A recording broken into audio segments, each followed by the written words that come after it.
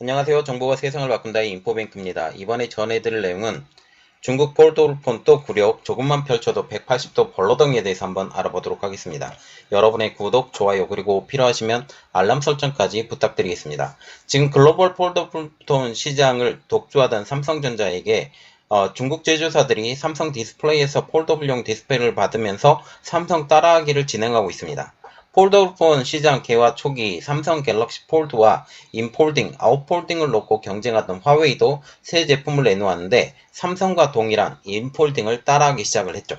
여기에 현재 중국 빅3 업체인 샤오미, 오포, 비보 등도 폴더블 폰을 잇따라 선보이고 있습니다. 샤오미와 같은 경우는 미믹스 폴드 시리즈, 그리고 오포는 파인드 N, 비보는 비보 X 폴드를 선보이면서 폴더블 폰 시장을 녹화하고 있습니다.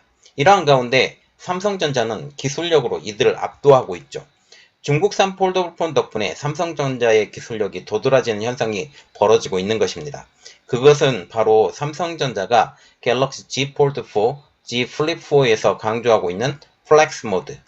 지난해 삼성전자 갤럭시 Z 플립3를 저격했지만 연약한 경칩, 힌지로 인해서 우선거리로 전락되었던 화웨이 P50 포켓에 이어서 이번에 샤오미가 최근 공개한 폴드폰 역시 불안정한 플렉스 모드로 입방아에 오르고 있습니다.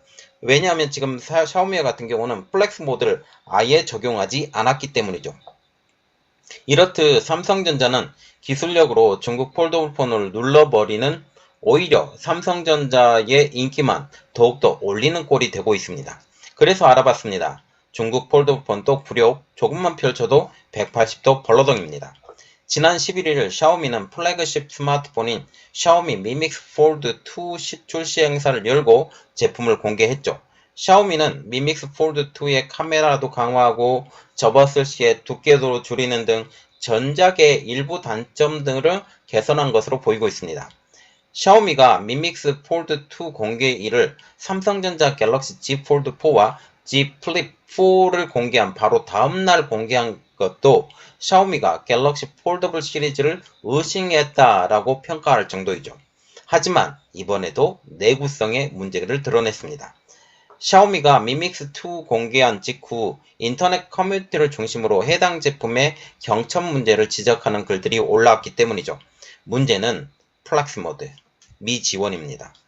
플렉스 모드는 삼성전자가 갤럭시 Z 폴드 3, Z 플립 3부터 지금 그리고 이번 신작에서도 강점으로 강조하고 있는 부분이죠.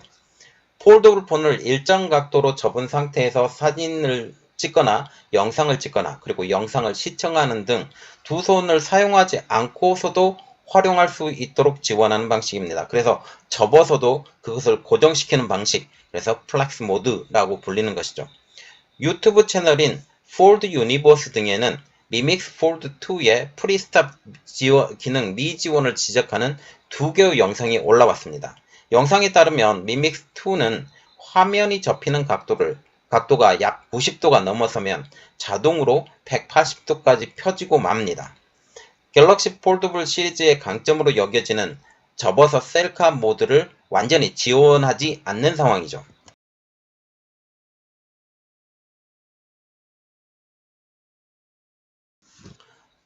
이번 영상을 접한 누리꾼들은 플렉스 모드가 안되는 유튜브 영상을 볼 때 세워놓고 볼 수 없어서 불편한 것 같다. 그리고 펴질 때 힌지에 가해지는 충격 때문에 내구성에 문제가 있을 것 같다라는 등의 의견을 보였습니다.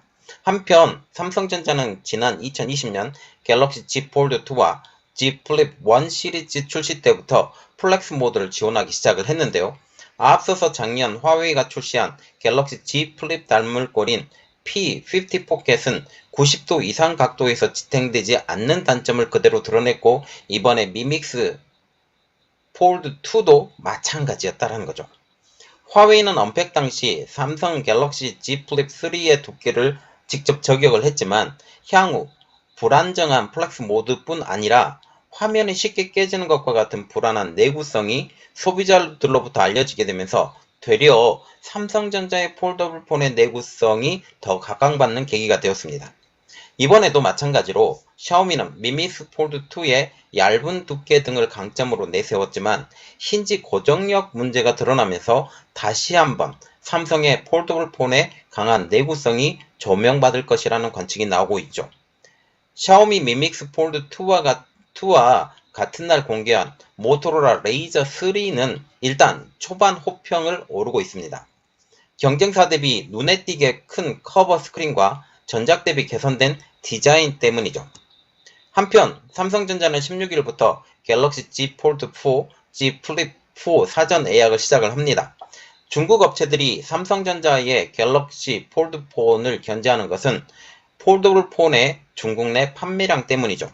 시장 조사 업체인 카운트폰스 리서치에 따르면 올 상반기 중국 시장에서 폴더블 폰 판매량은 지난해 전체 판매량을 넘어섰다라고 발표하고 있습니다. 자, 지금 작년과 비교해서 거의 2배가량 늘어날 것이 아니냐라는 그런 말이 나오고 있죠. 지금 중국과 같은 경우는 화웨이가 1위로 판매량이 가장 많았고 삼성과 오포가 각각 점유율 2, 3위를 기록하고 있습니다. 특히 오포는 지난해 삼성 갤럭시 Z 폴드의 대항마로 출시한 첫 폴더폰인 오포 파인드 N 한 제품만으로도 현지 폴더폰 시장 점유율 3위에 오른 것이 인상적입니다. 지금 삼성전자에 비교해서도 삼성에 뒤처지는 제품이 자국 제품이기 때문에 더욱더 인기를 얻게 되는 거죠. 삼성과 같은 경우는 중국에서 거의 존재감이 없는 상황에서 지금 현재 폴더폰으로 어느 정도 명맥이 유지된다라는 그런 말이 나오고 있을 정도입니다. 이 제품과 같은 경우는 출시 5분 만에 완판 기록을 세우기도 했는데 올 상반기 중국 2위 전자상거래 업체인 징동닷컴 내에서 폴더폰 카테고리 내에서 판매 1위를 차지할 정도로 인기가 대단합니다. 전세계 폴더폰 시장 규모도 또한 더욱더 커질 전망인데요.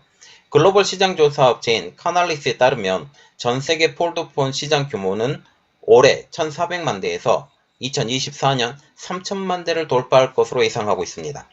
현재는 삼성전자가 폴더폰 시장 점유율 70에서 80% 수준으로 선도하고 있으나 중국의 화웨이, 샤오미, 오포, 비보 등이 가세하면서 경쟁이 어느 정도 치열해질 것으로 전망이 되고 있어요. 물론 삼성전자가 이 모든 점유율을 빠지는 것이 아니에요. 그런데 지금 샤오미, 오포, 비보 이러한 중국의 업체들 이렇게 나오기 시작하면서 전체적인 폴더폰 시장이 커지는 역할을 하게 되는 것입니다.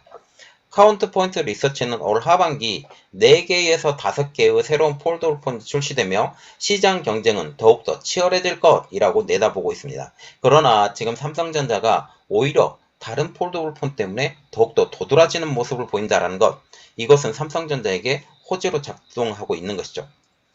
지금 중국의 주요 스마트폰 업체들이 속속 폴더폰 시장으로 뛰어들면서 삼성의 독주 체제가 얼마나 깨질까에 관심이 쭉 쏠리고 있는 상황이죠.